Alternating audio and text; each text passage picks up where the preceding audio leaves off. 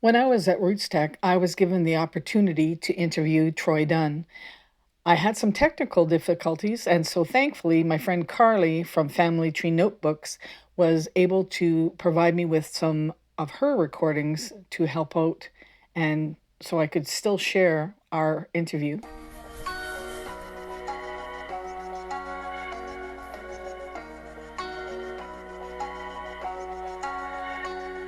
But you did searching in, like, kind of like old school. We had to. There was Because old there was school. a- Just keep in mind, Okay. old school is I'm only old. school too, right? I'm as old We as called you. it school. So don't be offended. No, I'm just saying. I love the phrase old school. Some of us are old enough that we were there when old school was just school. Yeah, exactly. Maybe new school. It was new school. I mean, because now there's DNA and you know, Yes. And Facebook. Facebook Right. and People Finder and Yeah. you know all sorts of Right. tools That's that make right. it a lot easier. But you know what? It's wonderful because that's why I say to you now, and when I try to encourage people to discover family history, I try to explain to them, if you only know what you heard from your grandparents about the process, I want you to delete all of it. Because that's not real anymore. I mean, there are still people who do it old school, but that's just because it's their preference. It's not because that's what it takes. It's a very different journey now. Technologies are fun. And even sitting here today at RootsTech 23, I promise you, by RootsTech 24, they will all be different. Yeah. Not like a little bit. Like we are now sitting on the bleeding edge of artificial intelligence that's rapidly sprinting towards the leading edge, which means it becomes mainstream. And we'll be sitting here next year going, huh, what does a genealogist do who has nothing to search, right? And I'm not suggesting there'll be nothing left to do, but what used to take people years will take people minutes. Yeah. Minutes.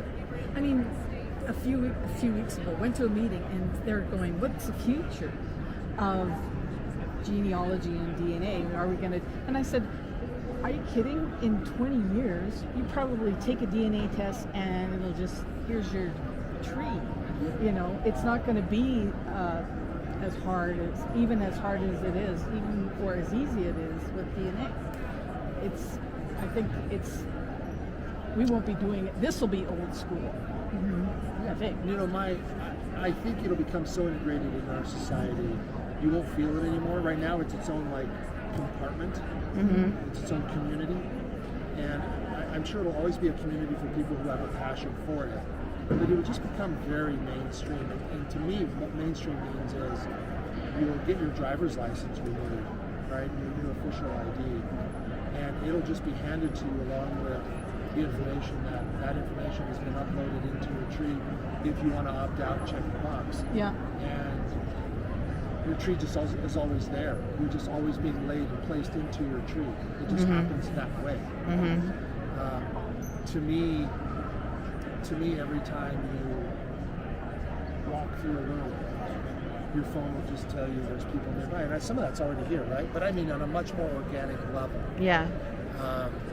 And here's my big one. This is pie in the sky. I'm not going to own it. And this might be what people think Troy's delusional. Great. This is what'll go viral. It is my hope, it is my belief that family history can begin to not eliminate, but reduce the divide between people. Because that anonymity that seems to fuel the trolls of the world, that anonymity is gone when you have to surface. And when you surface, and you find out that you're standing amongst friends and family, it's a little hard to be trollish. I will throw myself under a small bus for a second. I was driving to a speaking event one time, and I was late. I wasn't late to get there, but I was late to how soon I want to be there. And it seems like somebody sent a memo to everybody in the cars in front of me. The guy behind you's late somewhere. Slow down. Yeah. Slow down. And your blinkers on for no reason. And when he changes lanes, get in front of you. That's what it felt like. In fact, the universe was like, well, I'm not proud of it, but I was riding the tail of the car in front of me pretty closely and honking pretty aggressively, because in my mind, I'm like, better one should perish than 1,000 should wait for me. and this person never flipped me off or slammed on the brakes, and I wasn't flipping them off. I was just trying to make it very clear, I need you to be in a different place. Yeah. Because I have to be somewhere else. Yeah. And it was super arrogant and selfish of me, I admit that. Anyway, I never got around this car. And then they turned into the driveway of the place I was in. And it turns out it was the woman who was introducing me. And thank goodness she was a good soul, because she made light of it. Yeah. She said, so I don't know Troy. I only recently met him. But we rode here together. Yeah. And only I got the joke. But of course I stood up, because I also didn't want weird rumors to start, like, who is this woman and why did she and Troy ride here together? Right. So I did say, I publicly apologized to her and owned it. But my point is, if you wait long enough, I have a point always. It just takes a while to get there. But my point is, we're less likely to disrespect and treat poorly people who we are connected to. We just don't. And the more family history rolls into the mainstream, and the more we all realize we are surrounded by family, I think we begin to tap our brakes a little bit. Right. Our tolerance goes up a little bit. Well, and there's more diversity than people realize. Yeah. People are more diverse than they realize they are. Yeah. No, don't get me started, because I think that it's the politicians that want us to believe we have very little in common from one side of the aisle to the other. Well, The fact is, sometimes we the almost media everything. does. Sure. Yeah. You know, there's genealogical bloggers who are out to just create trouble. Well, division sells, drama sells. No. You get I was just poking at it's you. Ellen. Yeah. It's you we're talking about. I know. So anyway, I think of all the exciting things coming from family history, my hope is that the greatest impact it has is that it narrows the divide in an otherwise very divided world, as we all begin to realize, not on paper, but in reality, we're very much a family. And not that different. Not that different, almost entirely identical. Right. I mean, if you really break it down, there's been plenty of people nerdier and smarter than me, but when you really break it down, we're almost entirely identical, with some very subtleties that make us unique in our minds. Yeah. I mean, you probably feel you're unique because you love genealogy, but welcome to 17 or 30,000 people who are also unique like you. And that we should find joy in that. Yeah. Right? We all are looking for our tribe. I Yeah. tell all of my friends, I'm going to be with my people. Yeah. That's right. Go hang out with my friends, all 30,000 No, of them. but I mean, people that I could tell stories about family history, and their eyes aren't going to be glazing Right. over. Right. Yeah. Wanted to know, Yeah. Do you need me? Okay. do we look like trouble? No. They've gotten a little aggressive, but I can handle it. Yeah. Do you have a favorite moment from being on the Locator TV show? Do you have a moment that stands out for any reason as being particularly memorable or touching or terrible? Anything that surfaces when I say moments from the Locator? You trigger so many. Sorry. I mean, so many. Because there are so many moments where I think to myself, how am I lucky enough to be the guy that has a front row seat to these things, right? And I don't mean that to be like, oh, he's trying to sound humble. No, I'm legit telling you. I go home to my wife, Jennifer, and I go, I don't know how I get to be this guy. I mean, I've always told people that I feel like I have the second greatest job in the world, right? Santa has the first, and I get the second one. But I think I even have it over on Santa, really. I mean, when you get to tell somebody they have an identical twin, and they're standing right behind you, I don't know how you have another experience in your life where you'll feel like you've impacted somebody so deeply. When you get to sit next to someone who is terminally ill, and you know they're on borrowed time, and they've already said to you, you know, Troy, it's okay if it doesn't happen. Would you please introduce her to at least my children and grandchildren? And then go, I have one better for you. You know, she's here. I mean, those, how do you pick out a favorite? I could go on and on and on and on. When you see a father and a son who out of sheer anger haven't spoken in decades, and then all of a sudden they're weeping into each other's shoulders, you know? So no, and I'm not going to keep going because I'm going to start I getting was emotional. going to say, how did you not go to work and get all choked up a lot of, you know? And be right next to the reunion, so you're just weeping and hugging with them. Yeah, well, people who watch the show know that I walk away quietly as soon as it happens. And I guess because the world is so cynical, people think that that's like some sort of a fake moment. Like, oh, as soon as I cut, he comes back in. I've never seen any of those people ever again. Really? That does surprise me. One family, because Oprah brought them and me on the show afterwards, like 2 years later. So I met them. But outside of that, I've never seen another one of the families. And that's how it should be, because it isn't about me. You know, when I first started the show, we were shooting our first episode, our first day, and the producers were talking to me like, okay, so as soon as you connect them, we have a list of questions we'd like you to ask each of them. And I said, how am I going to ask questions? I'm out of there. And they're like, Troy, I know you're not a big TV expert, but it's the Locator with Troy. You can't not be there. I said, there's no way. In a moment as sacred as that, you want me, a total stranger to these two people, like, so, how we all doing? Yeah. Like, I'm not doing that. No. And they said, then there's no show. I said, you've got to be kidding me. I said, well, here's the deal. When I connect them, I'm leaving. And I'm not coming back. And if you miss the shot, I'm not doing it twice. We're not faking it. This is not part of this. And it's not like they're bad people. They're great people. How did you get them to come around to seeing it your way? Because they knew I was going to leave. Oh. You showed them that it was going to be about the journey. Yeah, because it's about the families. Yeah. You know, and I'm not like I went and did the entire case and solved it all. I've got an entire team of people. Yeah. Genealogists. People all over the world who are like, here, I'm really good at vital records. I'm really good at, Finding people. Social, the death index. I'm really good at checking voter registration, whatever. Right. People just send in pieces and we sit back there and kind of put the puzzle together, and hopefully when it's finished, it's a whole person, and hopefully they're alive, and hopefully they want to meet. On that note, how often? Yes, I'm agree. How often did you find that people didn't want to meet?